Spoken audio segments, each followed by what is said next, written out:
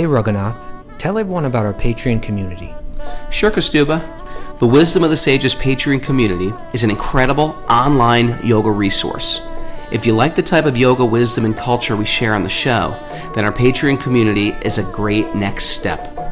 This is a listener-supported podcast, and any level of sponsorship will unlock a wide range of live and archived classes, talks, and even workshops.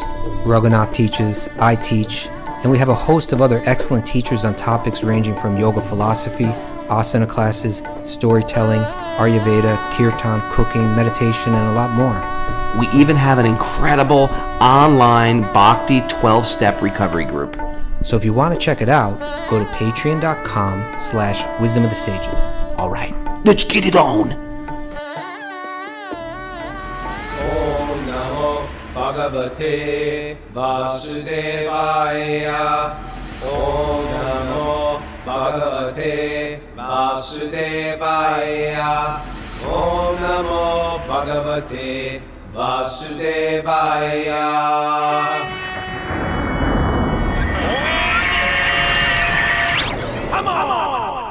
Live from Super Soul Farm, this is Wisdom of the Sages, a daily yoga podcast with your host, Raghunath, and co-host and senior educator at the Bhakti Center in New York City, Kaustubha Das. Welcome to our show.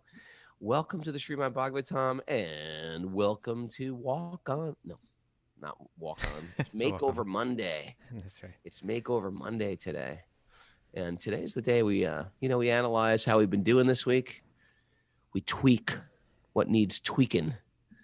We correct, we upgrade. We say, you know what? Okay, last week was pretty good. This week I'm going to do this. This week I'm going to let go of this. This week I'm going to add this.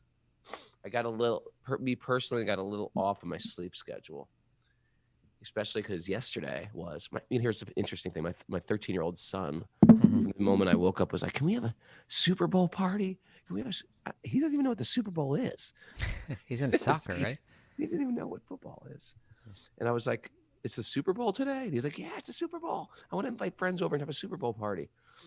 I was like, all right. So we had a Super Bowl party. That's what I did last night. And I stayed up late. And I used to love football, and I haven't watched football in 20 years. Right. But we had a nice little family Super Bowl party with a bunch of kids over. Sounds like you're in complete Maya, total illusion. That's what I knew you would say that.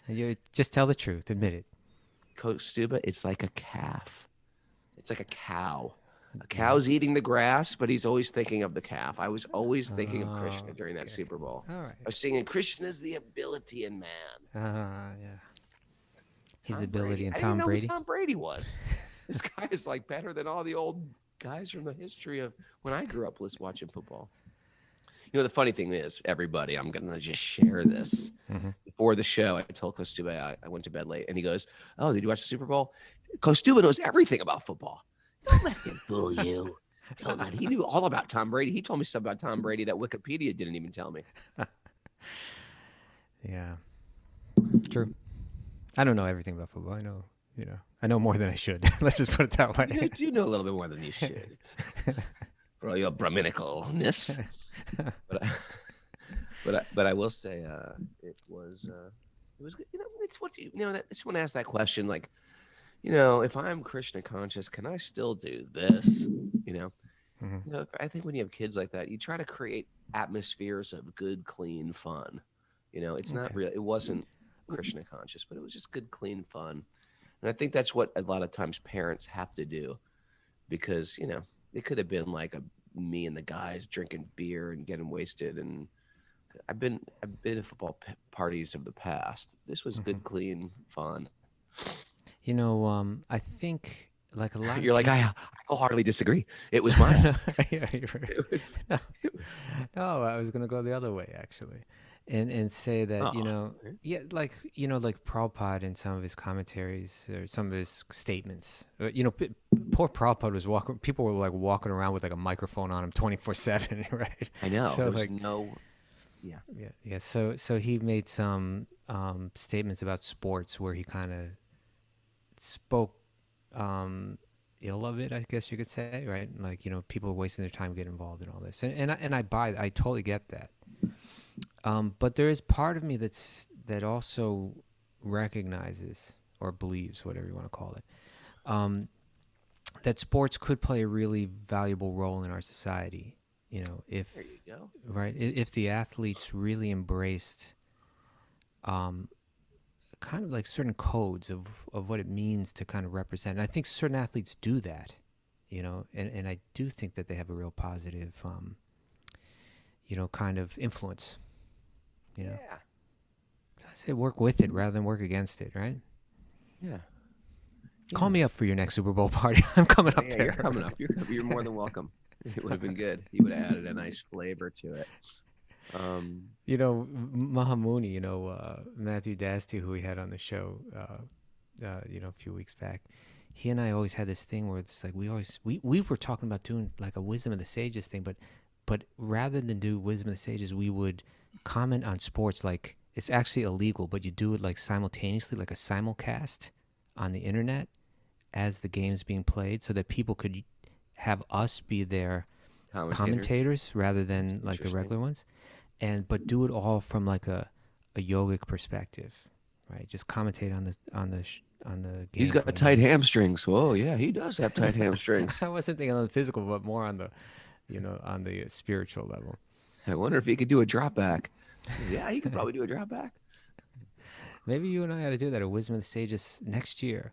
Simulcast. I really don't know that much about football anymore. Well, you don't have to. You can just kind of like, you could comment on it from your own spiritual perspective. That's my point. Okay, I'll think about it. I'll digest Think that. about it. My kids might be out of it by next year. They didn't even know the rules of the game. I had to explain what's going on. So you got to get a first down. You got to go 10 yards. No, that's interference, you guys. Yeah, it was fun. Okay. Ready? Let's do this. So we are in Canto 3, chapter. So we start a new chapter today, chapter 4. Oh, that's why I couldn't figure out where I was. We're in chapter 4 of the Srimad Bhagavatam, Canto 3. Of course, every morning you seem to have trouble figuring it out. Well, you know, I play dumb in hopes Okay, that I will spark life in everybody. All right. That's my game. Okay.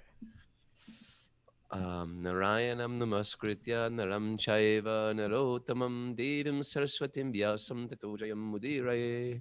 Before reciting the Srimad Bhagavatam, which is our very means of conquest, one should offer respectful obeisances to the personality of Godhead, Narayan, unto Narayan Rishi, the supremmost human being, unto Mother Saraswati, the goddess of learning, and to Srila Vyasadeva, the author. Nasta prayeshva badreshu nityam bhagavat sevaya Bhagavati Uttama Shloke Bhaktir Bhavati Naishtiki. By regular attendance in classes in the Bhagavatam and by rendering service to the pure devotee, all that is troublesome to the heart is almost completely destroyed, and loving service to the personality of Godhead, who is praised with transcendental songs, is established as an irrevocable fact. Om Jnana Timurandasya Jnananjana Salakaya Chakshurun Midatam Yena Tasmai Shri Gurave Namaha.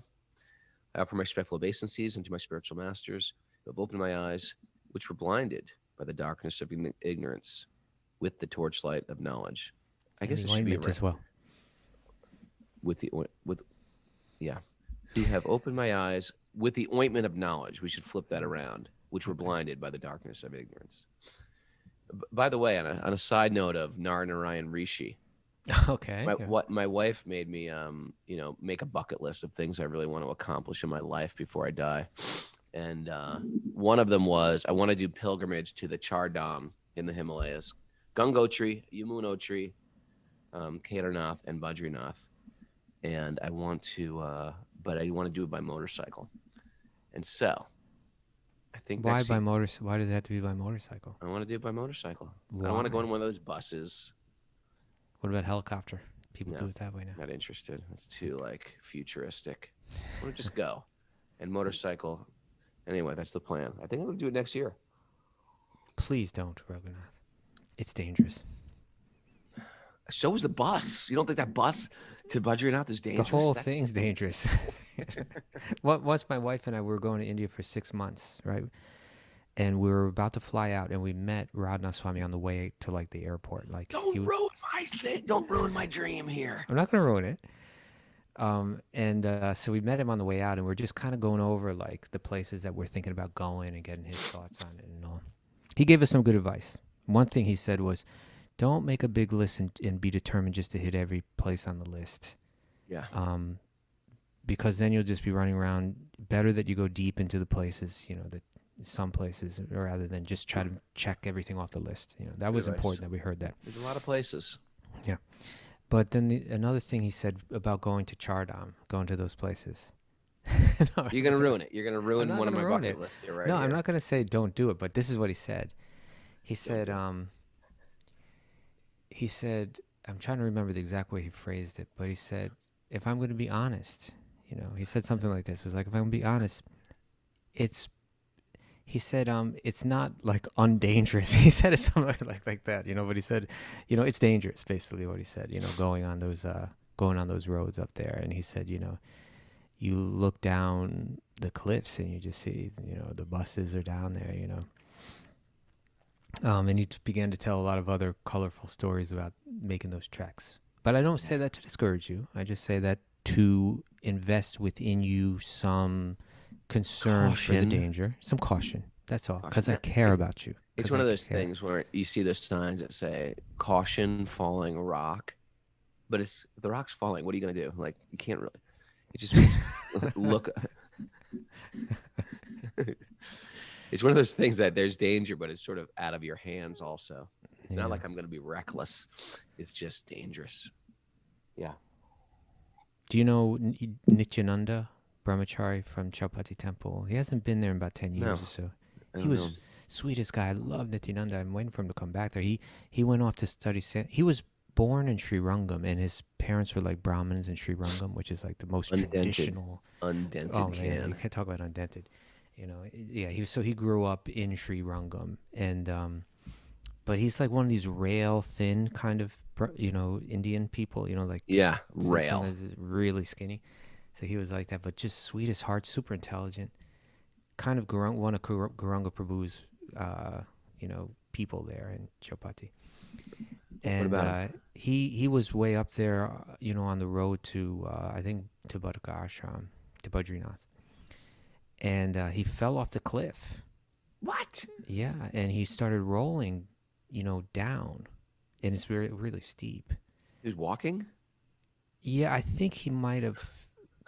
I think someone may have dropped something, and he was trying to retrieve it. Like it went a little bit down, something like that. But he started going down and rolling, and he got to a point where, because a tree had fallen, that fallen tree stopped him. But if he would have gone another few feet, he would have gone over the whole thing. Oh, jeez. Yeah. So he was saved. And that's why I'm concerned, Raghu. I just want... Right. I'm concerned for your safety. I'm not trying to discourage you from going. Maybe I'll just go to Epic Hut or Disneyland. Maybe that'll make that my bucket list. You see, now you're flipping. You don't have that. So that was a false dilemma. Right there. Such a fallacy. Okay. You can just go to Vrindavan. All right here. Vidura approaches Maitreya. But you know what? We said we were going to talk about prostitution today, right? Okay, you really want to talk about prostitutes. Okay, I know you're going to take this in a spiritual direction, so what do you got? Because we've been talking about prostitutes since Friday. Yeah. So the reason I was going to bring up prostitution was in relation to what we just read about Jara the hunter, right? So we were reading last week about how the Krishna's family, the Yadu dynasty, departs from the earth, right? And we're going to continue reading about that today. But it's a bewildering pastime, and it has to do with they all get drunk and they kill each other. But we have to understand it from a spiritual perspective. It's not exactly what it looked like externally. Raghu still can't handle it. Still can't handle it, but yeah. Okay. All right, and then what happens is then once everybody's wiped out, Krishna goes and sits under. It says a peepal tree, but sometimes it says a banyan tree. He sits under a tree, and he manifests this kind of like beautiful form with the personified. He has a forearm form, and each one of his, what Vishnu holds in his four hands, a club, a conch shell, a lotus, and a disc. They're there in their personified forms. And we spoke about that yesterday with Gauravani. His father did this great painting of that. I shared that on Discord last week. Oh. So, yeah. So it's described. He sits there and he puts his left foot up on his right thigh, right? And that foot is again so like, there's something about it so graceful that a hunter comes by. The hunter's name was Jara. He sees that foot and he mistakes it for like the face of a deer, and he takes an arrow from and that arrowhead was made from that club that came from the curse, from the Brahmanas. They said, to Krishna's sons who were kind of acting in a very, I don't know, flippant or irreverent way with those sages, right? Right. And pretending they were pregnant and saying, "Hey, will this woman's child be a boy or a girl?" And they said, "Fools, she will give birth to an iron club that will be the destruction of your entire dynasty." So they ground up that club and they threw it in the ocean, and it washed back in, and from the dust from the grindings, these reeds grew out of the ground, and those are the reeds that they all beat each other to death with. But one piece was swallowed by a fish. That fish was caught by this hunter, Jara. He took that piece of metal out of the fish and made an arrowhead out of it. And it's with that arrowhead that he shot at the foot of Krishna, right?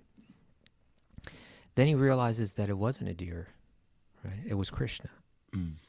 And so he goes and he bows before Krishna. Now, this is a hunter and apparently a fisher as well, a fisherman of some sorts. And this is how it's described in the 11th canto. I'll just read from it, but we hear about Jara's, who he is. We get an idea of who he is, right? It says, this is beginning, this is one of the chapters in the 11th canto. I didn't note it down. But it says, just then a hunter named Jara, who had approached the place, mistook the Lord's foot for a deer's face. Thinking he found his prey, Jara pierced the foot with his arrow, which he had fashioned from the remaining iron fragment of Samba's club. Then, seeing the four-armed personality, the hunter became terrified of the offense he had committed, and he fell down, placing his head upon the feet of the enemy of the demons, of Krishna. Jara said, "O Lord Madhusudana, O Krishna, I am a most sinful person. I have committed this act out of ignorance. O purest Lord, O Uttama Shloka," which means one who's glorified by beautiful verses, "please forgive this sinner. O Lord Vishnu, the learned say that for any man, constant remembrance of you will destroy the darkness of ignorance. O Master, I have wronged you. Therefore, O Lord of Vaikuntha, please kill this sinful hunter of animals immediately, so that he may not again commit such offenses against saintly persons." So you can see his heart was... He's got a special heart, this hunter. Yeah, he's like a heart like a pure devotee, right? At least he's speaking like that. Yeah, and then it goes on. He says, "Neither Brahma, nor his sons, headed by Rudra, Lord Shiva, nor any of the great sages who are masters of the Vedic mantras can understand the function of your mystic power. Because your illusory potency has covered their sight, they remain ignorant of how your mystic power works. Therefore, what can I, such a low-born person, possibly say?" Then Krishna responds to him. Krishna says, "My dear Jara, do not fear. Please get up. What has been done is actually my own desire. With my permission, go now to the abode of the pious, the spiritual world." So instructed by the Supreme Lord Krishna, who assumes his transcendental body by his own will, the hunter circumambulated the Lord 3 times, bowed down to him. Then the hunter departed on an airplane that had appeared just to carry him to the spiritual sky. Private jet. I think this airplane is not like, it doesn't need a runway and like make all this noise. There's some kind of vimana, right? By the way, this just in, sitting under a people tree. So the people tree, Ficus religioso. Thank for you. all you tree fans out there. That's the Latin name, a people tree, because I've always wondered too. People is a banyan tree. It's also called an ashvata tree, like in the 10th chapter of the Bhagavad Gita of yes. Trees. I am the ashvata. But people is the same as a banyan. Or they call it a sacred fig. And the first edition of the Bhagavad Gita, it says, "Of trees I am the holy fig," or the sacred fig. Right? Yeah. And I always thought, well, no, it is, and it says right here it's the Ashvatthana, but that's what it's also a sacred tree. I think they also call it like it's a type of ficus tree if you're really into this. But Ficus. banyan trees give figs. They give fig-like things. It's not what we usually eat as a fig, but I Okay. thought that was interesting, and Okay. that's also described in the 13th Thank you chapter for of the that. Gita I know as that's well. part of your mission in life, and I see you moving forward on that. Nice. What is? What? You said that last week that What's my mission? to like become this to find out all the Sanskrit names of these trees and find their English counterpart or whatever. What can we talk? Because we talk about the flowers that Krishna likes and the trees that he likes. We want to know what the details. Yeah, we don't have to know the. There's love in all those details, right? Yeah. Yeah. Love is in the details. Okay. So, what does this have to do with prostitution? Well, I could extract right from hearing this that don't judge a book by its cover. Like here he is, this hunter. It's really easy for me to write off. This is a great one actually, because we can write off people left and right, and I think it's a big part of our spiritual journey is to get rid of my preconceptions of people. You never know who you're dealing with face to face, even if they're in a sort of an abominable career, or like everyone will wholeheartedly admit this is an abominable career, but you never know the person's heart behind it or how they got there. Sometimes people get into weird situations in their life, but you can never know their heart and where they're at. And I will say personally, Kaustubh, it's one thing I like about the Bhakti-yoga community. I've been to other yoga communities where everybody is like very sattvic, you know what I mean? Everybody's sort of like angelic and Haribol and not just Haribol, but Shanti and everyone's out there from a caliber of very new agey type of people. In Bhakti, you get a real mix of people.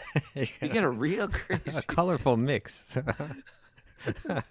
Sometimes I have some person like, I'm taking a group of people somewhere and, they're new people. And then one person's a little crazy and then they're the person to get into Bhakti. I was like, leave it to the crazy to get into Bhakti. But I will say, because, Krishna is all attractive. He just doesn't attract the sattvic people. He attracts everybody. And you see all different types of people that Krishna attracts their heart. And then they're left to deal with their karma and what to do. What do I do with all this crazy karma that I am? And some of you guys out there might feel that way. Like, okay, I'm attracted to Krishna. Now what do I do about this nutty habit I have? What do I do about this crazy hobby I have? What do I do about this crazy relationship I'm in? What do I do? What do I do? I can't help it. I'm in love with Krishna. What do I do now? And I think that's what we find ourselves in. And then we juxtapose ourselves against like Narada Muni or like great sages, etc. And this is what we got.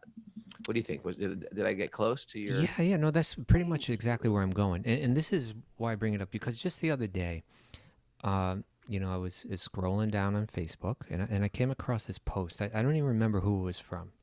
I was trying to find it again, but I couldn't find it. But someone within their post, they brought up the question about like prostitution. And they said, if someone is practicing bhakti and they're a prostitute, then what? Or it was something like that. And then you had all these comments on it. But like this first comment, it was, and who knows, maybe the person that wrote the comment is going to hear this. I'm not judging them, but the first comment was kind of very judgmental. And what it said, it's not even judgmental, but I'll say it like this. The first comment said, if that's a fact, if there was a person that was a prostitute and then they came to the path of bhakti, if they're actually going to practice it, they would immediately give that up. Right. And by saying that, what that indicates that is if someone is a prostitute, that they're not practicing bhakti, right? That's the logical conclusion. And it made me think that, in my opinion, that understanding is too simplistic. And it reminded me of a purport that Srila Prabhupada wrote. And I'll read an excerpt from that now. But this is in the section of Bhagavatam that we've read already. In the first canto, there's the chapter where Krishna enters Dwarka. Nice. Right, beautiful chapter where after the battle of Kurukshetra, Krishna leaves the Pandavas in Hastinapur and then goes back to his home in Dwarka, and it describes how he's greeted there, the festive atmosphere, and how he's greeted by different people, and it mentions that the prostitutes of Dwarka came out to greet him, with full love and affection and all that. And this is what Srila Prabhupada wrote in that commentary, part of what he wrote. He wrote, even to date, in other words, even today, right, there are many prostitutes in the great cities of India who are sincere devotees of the Lord. And then he uses this really interesting phrase. I find this very interesting. He says, by tricks of chance, one may be obliged to adopt a profession which is not very adorable in society, but that does not hamper one in executing devotional service to the Lord. Devotional service to the Lord is uncheckable in all circumstances. And then further on, he'll say, in the Bhagavad Gita, the Lord says, "O son of Pritha." This is kind of a loose translation, I suppose, but Prabhupada chooses to translate this. He says, in the Bhagavad Gita, the Lord says, "O Arjuna, even low-born chandalas and those who are born in a family of unbelievers, and even the prostitute shall attain perfection of life if they take shelter of unalloyed devotional service to me. Because in the path of devotional service, there are no impediments due to degraded birth and occupation. The path is open for everyone who agrees to follow it." And that's interesting, isn't it? Are you still here? It's really interesting. I think, all of our rules that we follow in bhakti really are meant to make our life easier so we can practice bhakti. And they save us from the drama that goes along with poor choices. Yeah. But it's not like that those good ethical choices give us bhakti. There's a lot of people who are ethical that don't have bhakti. So I get it. I get it. Yeah. And then how Prabhupada, to me, the most interesting thing about this, at least an interesting thing about it, is Prabhupada uses this term, by tricks of chance. I like that word, tricks. I'm going to use that today. Tricks of chance. Yeah. Okay. But by tricks of chance, one may be obliged to adopt a profession which is not very adorable in society. And what, you see, because when I hear that, it makes me think, from a Jnanic point of view, or from a purely philosophical point of view, one could drill down on that phrase and say, well, hold it. What our philosophy says, what the Upanishads say, right, is that so in other words, when Prabhupada says by tricks of chance one may be obliged to adopt this profession, say a woman is in a difficult circumstance where she needs to earn money, and this appears to be the only way that she can earn the money that she needs, right? So Prabhupada is calling that a trick of chance, right? It was, she found herself in a difficult circumstance. Yeah, there's a million tricks of chance that could have anybody, not just doing that profession, but any profession that's sort of unsavory in society. Right. And so my point is that you could drill down on that, like, philosophically, and say, well, the reason why that person was in that circumstance is due to their previous decisions and their previous karma, the choices that they made in this life or a previous life. So it's not by chance, but it's actually by their own decisions that they got there. And so why should I feel any sympathy for them? We're all getting what we deserve. And philosophically, that wouldn't be incorrect. But I think what Srila Prabhupada is saying here is that the heart, the heart of a devotee doesn't judge people that way, right? From the heart of, and this goes a little to what Gauravani was sharing yesterday too. He was talking about karma and dharma and this and that. But when I look at my own life, I can be more judgmental, not in a way that's going to kind of destroy my self-esteem, but just to inspire me to improve. But when it comes to another, the Vaishnava, the Bhakti-yogi is like very soft and compassionate. Say, people end up in different circumstances for so many different reasons, and that doesn't concern me at all. What concerns me is, the life that this person is trying to live, or really where their heart is at, really what their desire is. That's the concern. And so Prabhupada says here, it doesn't hamper one in executing devotional service to the Lord because it's uncheckable in all circumstances. It's not the external, but it's really the internal that's always going to be the the real caliber of who someone is. And I think that the great souls, the great bhakti yogis, and if we're trying to become one, then we have to become more like this. The great souls, they really concern themselves and become, and I would say even they become expert at, because it's what they're looking for. They become expert at really understanding someone's heart. What's a great takeaway from this, Kaustubha? Yeah, you like that? For Bhakti? What's a good takeaway? Oh, what's a good takeaway? Yeah. Mm-hmm. Mind your own business, people. Okay, you're gonna I'm boil serious. it right down. Like, really mind your own damn business. business. Stop minding other people's business. Yeah. Let people figure their stuff out and be kind to people. And stop trying to figure them out, judge them, screw to them, hold the microscope up. Mind your own business, please. Okay, I like that. And you know what I mean? Yeah, and that's why people Krishna will figure it out. Yamaraj will figure it out. Who knows what's going on in their heart and in their mind? Who knows? They're really rich. They're really poor. They're criminals. They did something bad. And the problem is, it's all a trick by Maya for me to make a judgment and a condemnation of somebody and ruin my own spiritual life. Right. But why is it? I think this is an important question. I'm not even saying that I have the answer, but we can speculate about the answer. But it seems that when someone comes to, say, religion, right? Yeah. That there's a tendency within people to become more judgmental than they've ever been before. I think I think the ego is so dominant. It's as if the ego is us. And when you start getting into a spiritual path, you start to notice the ego more. Mm-hmm. And you start to realize, wow, the ego owns everything I do. And then it even owns your spiritual life. And a big part of, and I know you and me, have been on this similar path where, like, okay, now we're getting rid of our ego. We're going to shave our head. Okay. When we're teenagers or in our 20s. Yeah. Okay. We're getting rid of our ego. We're going to give up our job and our friends and move to an ashram. That's letting go of the ego. And then we're like, okay, we're going to wear this giant orange diaper around, this robe around. Okay, that's part of the ego. I'm not going to wear jeans anymore. Okay, we're going to, become celibate monks. And then we're going to wake up early.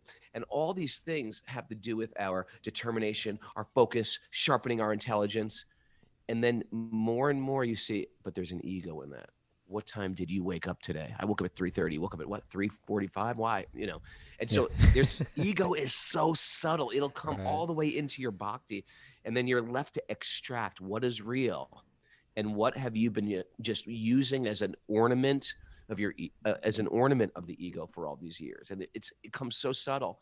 And I think the beautiful thing is, in bhakti and these like introspective paths of spirituality, you become a little bit more aware and you stop trying to lead with the ego, correct. And that's why I think I was saying jokingly, but dead serious as well.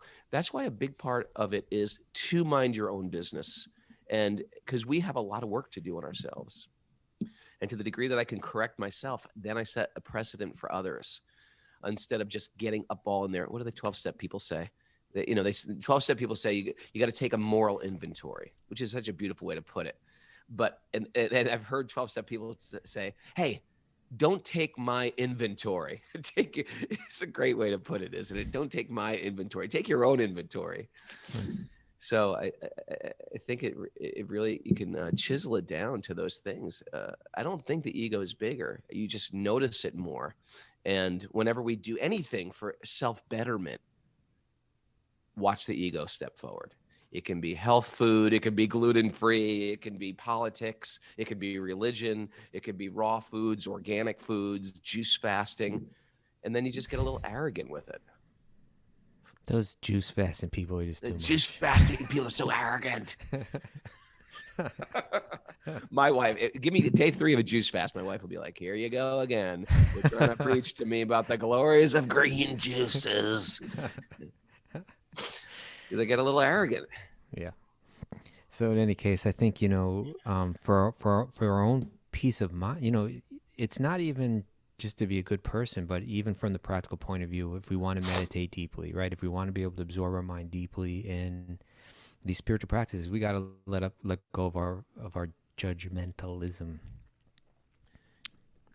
It's also like we were saying earlier, like Krishna, I really truly believe this. Krishna's all attractive. He's like a fish hook that gets lodged in your heart and you can't get him out.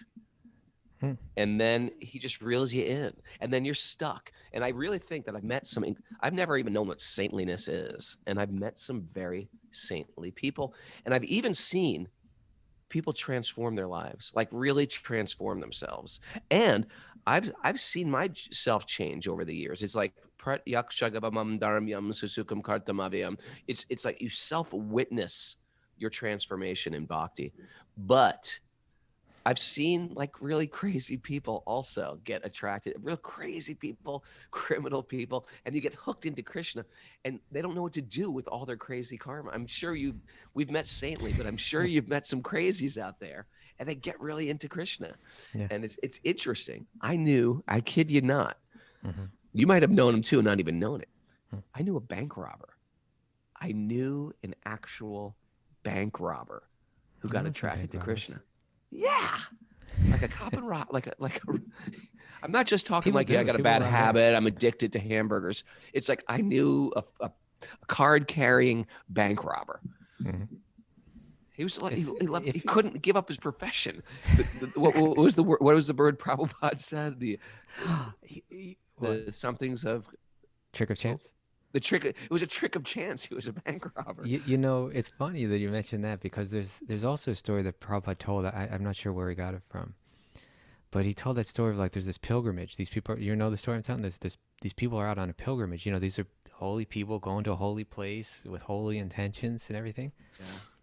And they're kind of all like camping together, and then when they wake up in the morning, like everybody's going to look for their stuff and saying, hold it, where's my bag? This isn't my bag. This is somebody else's bag. I put my bag right here, not somebody else. Where's my bag? And then they start to look around. They say everybody's looking around and trying to find their bags and everybody's confused. And then everybody's like, what is happening? You know? And then one person steps forward and says, you know, I have a confession to make. You know, by profession, you know, I'm a thief. And, you know, it's really deep in me. I can't give it up. But I didn't want to steal from any of you holy people on this holy pilgrimage. So at nighttime, while you were all asleep, you know, my tendency is to steal. So I just took from everyone, but I just moved it all around.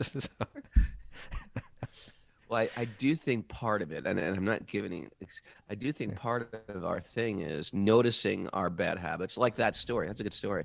But also try to change them. You know, and I mean, even since the short time we've known Mara for a few years now, but we've seen Mara she was a thief when she came around. She was a bank robber and a criminal. And look at her. She just mixes stuff around now. Well, she was a caterer, if you don't mind me saying. And what do they cater? They cater meat. They cater. Right. And then she like had a spiritual transformation. And then she started thinking, well, you know, this is my job. But then changed the way that her workplace was created, and she changed the conversation. She played kirtans. Mm-hmm. You know, I don't think she wore sari or anything, but around the kitchen. But the point is, like, she changed the atmosphere, the verbal atmosphere, and then she's got to this point where, like, I don't want to serve meat anymore. And she came through this, you know, whatever it is. It's not like I'm a bank robber, I'm going to stay a bank robber. It's a lot of times we start to realize how much embedded I am in a particular lifestyle that is not going well hand in hand with bhakti. Yeah. And then we start to like chisel away and let go of those things that aren't, because we don't want them part of us anymore. We're not giving excuses to hold on to bad habits, say, hey, I'm a bank robber, that's what I am. But we are noticing that we don't want to be judgmental and criticize people because they have an internal connection that we can't see. And say Mara was in a situation where she needed, you know, she couldn't just up and change her thing like that, you know, and be able to pay her rent or whatever, you know, and then someone could become judgmental about that. So the point is, let you know, like you were saying, let Yamaraj, let Krishna, let them be the let Yamaraj fill out. Let Yamaraj deal with Mara. Okay, that's Yamaraj's business. He's gonna deal with Mara. I don't have to worry about that. You know. But it really is true. It's none of our business. None of it's any of our business. It's their connection with God. Yeah. And yeah. Let us be known for how deeply we love, and not how deeply we judge. Right. Ooh, what is that? Like Saint Francis of Assisi? It's kind of a Christian thing, I suppose. Yeah. And we're hearing here that Adam Glasgow is 15 years sober today. Well, all right. Yeah. 1 year of massive 11 to 12 step growth through Krishna. Thank you, Wisdom of the Sages. All right, Adam Glasgow, and make sure you never take my moral inventory, Adam Glasgow, please. Stay away from and Raghunath. Well, I think that minding other people's business is a massive part of the ego. Yeah. Because I have to protect myself by finding shortcomings in others. Mm-hmm. Mm. So it's really difficult to cork that tendency. All right, let's move on. I think we got some good stuff there. Thank you for teasing that out. Show's almost over now, but okay. But that's cool. Well, no, it's good. The prostitute message is important. It's true. And you'll always hear, you hear about prostitutes. It's a thing. It was always a thing. Matter of fact, who was it? Bibala Thakur, a famous that's master. The classic. Yeah, that's the classic one. Before he starts any of his literature, he thanks his guru, who was the prostitute. Chintamani. You want to tell the story? How many so worth telling? It's a good story. It's like he was addicted to, I guess it's a sex addiction of a prostitute, and he would do anything to see this prostitute. And like at one point he like risked his life. It was a treacherous storm. He swam across a crazy lake that had a crocodile infested lake. I mean, I think anybody who knows someone who's in a recovery program or has been in a recovery program, to get that fix, you will put yourself in life-threatening situations. You'll go to creepy neighborhoods where you could risk your life. Whatever it is, you'll do anything to get that fix. And so this great saint, I guess he wasn't a great saint at this time. He did this.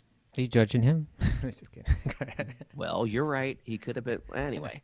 All right, go ahead. Keep going. So he went to this prostitute. Got to this prostitute. And he came in sort of like a wreck. He was all wet, covered in mud. And the prostitute said, "You have done so much to come see me. And what am I actually giving you?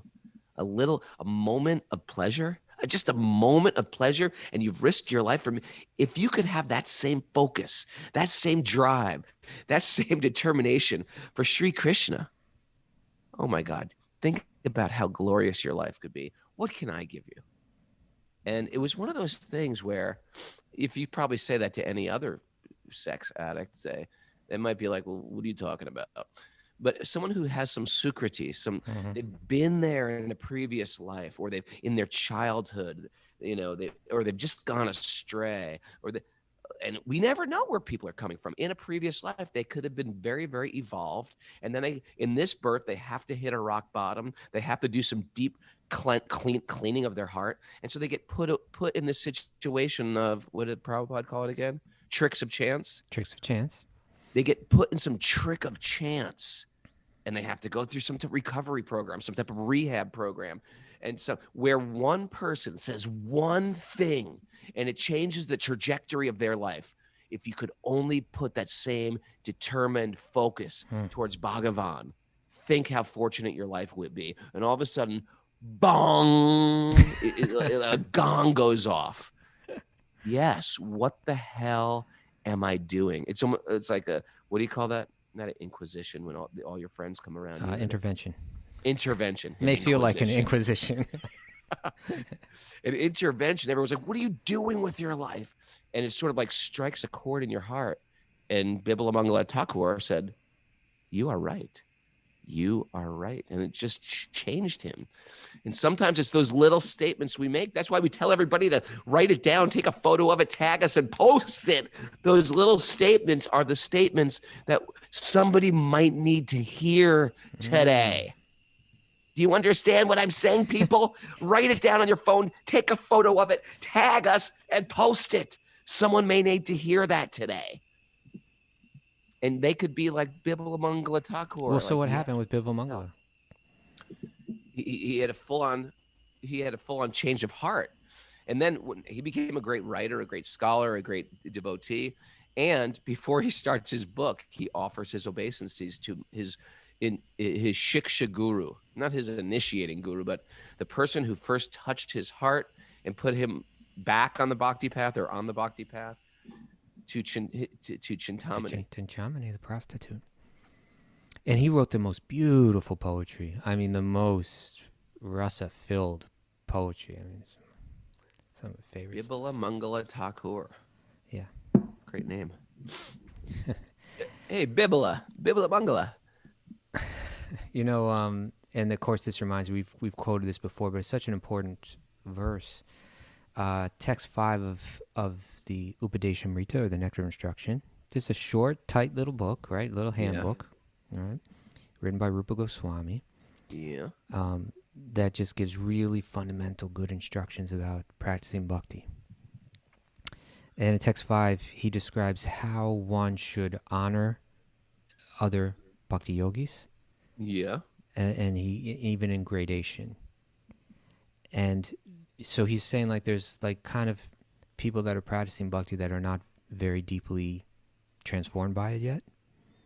And then there are people like second level of transformation, but then there are the people that are like, they've achieved the goal of bhakti and they're super advanced at it. They've transformed, right? Yeah. And then, you know, accordingly, one should respect them or honor them. But what I want to draw attention to is when it describes that most transformed, most perfected master of Bhakti-yoga, the criteria that he uses to establish who that is will become very important. So this is the verse. He says, one should mentally honor the devotee who chants the holy name of Lord Krishna. So even if you're just chanting, it doesn't matter where you're at, but, you know, even if you're... Mentally honor them. Yeah, mentally honor them. You know, in your own mind, you should honor that person. One should offer humble obeisances to the devotee who has undergone spiritual initiation and is engaged in worshiping the deity. In other words, they've regulated their life now, right? The first person was just like, I chant that name, but this person's really taken the path with great seriousness. And he says, and one should associate with and faithfully serve that pure devotee who is advanced in undeviated devotional service, you know. And then it describes him like this, and whose heart is completely devoid of the propensity to criticize others. Mm-hmm. That's for whatever reason. He could have said anything there, right? He could have identified that person in any number of ways. But that is the highlighted way. Yeah, and so it does. Apparently there is something within us rather deep, you know, even that probably even sticks with us to some degree, even on those first or second levels of advancement, you know. But when you've completely let go of the propensity to criticize others, it means you're becoming advanced, and so it's something that we can focus on to advance, right? That's something that's within the heart that needs to be carefully weeded out. Kaustubh, I'm going to give you a little gift right now. I think you're going to like this. Check this out. This is from Bibla Mangala Thakur. Oh man, it is the Chorasticum. It means the butter. The thief. The 8 verses glorifying the divine thief. Okay, because we've been talking about prostitutes and we've been talking about thieves, and you got it all. You pulled it all. Bank robbers. Let's go. Who is the divine? Who's the source of all thievedom? Sweet baby Krishna. Okay. Check this out, and it's a beautiful meter. It's Braje prasitam nai nitam choram gopanganam cha dukula choram aneke janmarjita papa choram choragra ganyam purusham namami. Check out these verses. I offer my respectful obeisances to the foremost of thieves, who is famous in Vrindavan as the butter thief, and who steals the gopis' clothes, and who for those who take shelter of him steals the sins which have accrued over many lifetimes. I offer my respectful That's what he's stealing, right? He's stealing your sins, Bubba. Yeah. I offer my That respectful karma. obeisances to the foremost of thieves, who steals Radha's heart, who steals the dark luster of a fresh rain cloud, and who steals all the sins and sufferings of those who take shelter in his feet. He's stealing all the time. He's a criminal. He turns his surrendered devotees into paupers and wandering homeless beggars. Alas, such a fearsome thief has never been seen or heard of in all the three worlds.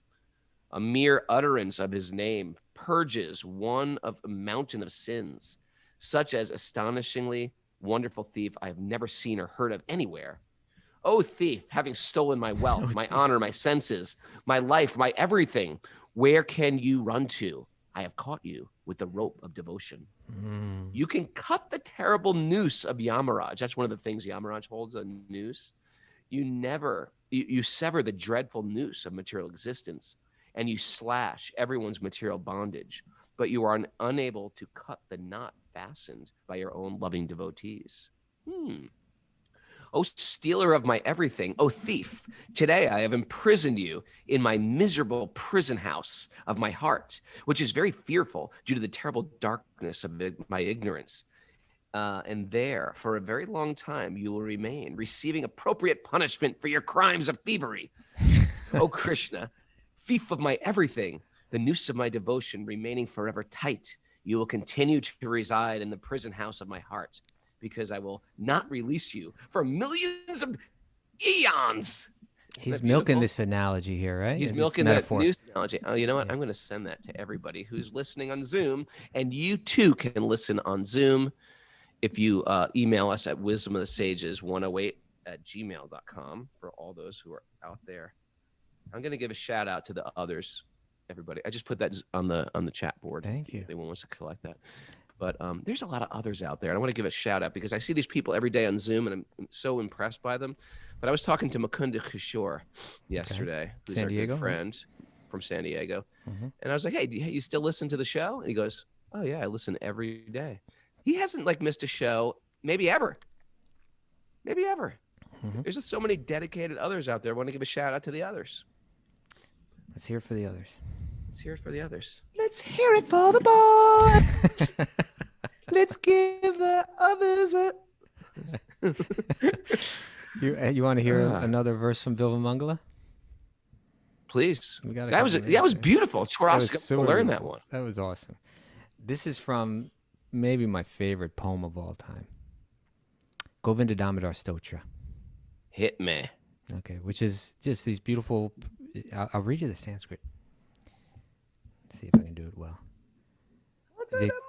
Vikretu kama kilagopa kanya morari padarpita chittavriti dadyadi kamo vasad avachadyo Govinda Damodara Madhaveti. Right? Every verse ends with that refrain at the end. Did you pick up on the chittavriti in this one? No. I said the second line was Murari Padarpita Chittavriti. So little yogic reference. A little yogic reference, right? The fluctuations of the mind. So this is describing a gopi, right? One of the girls of Vrindavan. Okay. And these verses are just full of rasa, right? Though desiring to sell milk, yogurt, butter, etc., the mind of a young gopi was so absorbed in the lotus feet of Krishna. And so you got to imagine, this is a young girl that's in love with Krishna. She can't let people know this, right? Just not in this social setting that she's in. No. But her mind is so absorbed in, so she's out there selling butter, and she's meant to be calling out, hey, butter for sale, yogurt for sale, right? So though desiring to sell milk, dahi, butter, etc., the mind of a young gopi was so absorbed in the lotus feet of Krishna that instead of calling out milk for sale, she bewilderedly said, Govinda Damodar Madhava. She couldn't stop thinking of Krishna. She just blurted that out. Thinking of Krishna, there is a beautiful underlying statement in these young, like a young gopi girl, and she's can't make that statement socially, like she's madly in love with Krishna, and it's one of those things that we all have to face. And Krishna so delicately puts it in our life where we're going to have to relinquish the ego that comes with the pride of. And we've all had to do this, or we're all about to do this at one point soon. Like, you got to tell your parents what you're into. Like, what are you into? What are you into? And you're like, it's Christmas time. And why weren't you eat turkey on Thanksgiving? And I'm like, all right, let me just share what I'm into. We get put through these trials where we have to like confess what our heart is. And it's sometimes like, and it challenges a lot of our ego, and we want people to like us, and we don't want to rock any things, but sometimes we have to make those statements publicly, and maybe we haven't for years, and then finally we come out with it. And I remember like the first time I decided I'm going to wear my dhoti to my house in front of all my brothers and sisters, in front of my mom. And then I'm going to go to the local mall in a dhoti. That was like a tough time for me to walk out of that house in my hometown in Danbury, Connecticut, and wear a dhoti in the mall, running into somebody from high school. Oh my God. But you get to a point where you're like, this is what I am, people. This is what I am. I think we need to make that statement at one point. This is what I am, like me or not. This is what I am. This is what I am. I am what I am. It's kind of a Popeye aphorism. I am what I am, people. Mind your own business. That's my takeaway today. That's a mug. It's a t-shirt. Mind your own business. Don't mind my business. And what people think about me is none of my business. Don't take my inventory. Don't take my moral inventory, please. Thank you. Sherry Sutton gives us a thumbs up for that one. Sherry Sutton's become a vegan as of yesterday, I think. So we're going to give her a shout out. All right. Sometimes it's hard. You hear it and you hear it and you hear it, and then you just can't do it. And then one just day you're like, I'm born again. Good job on that. Thanks everybody for joining us. Remember, if there was some little nectar nugget in there, write it down, take a snapshot, repost it, tag Wisdom of the Sages, and then we'll repost it. We'll do that. We'll try. Any announcements, Maraji? Bhakti Recovery Group meeting at 1:00 today. And you're teaching a yoga asana this morning, right? I'm teaching not on our recovery thing, but I'm teaching it at our supersoulyoga.com. So me and Parmananda teach it every morning at 7 a.m. on supersoulyoga.com. You can check us out there. And thanks, everybody. Oh, my Nepal trip is almost filled. If you're thinking about going to Nepal and you're sitting on the fence, you better jump that fence, because you just go to my website, Raghunath.yoga, and check that out, sign it up. And we're starting to work on our dates for January 2021. 2022. For 2022. That's right. It is January. we missed January. So stay tuned for that, everybody. A lot in the pipeline. Gotta get that up.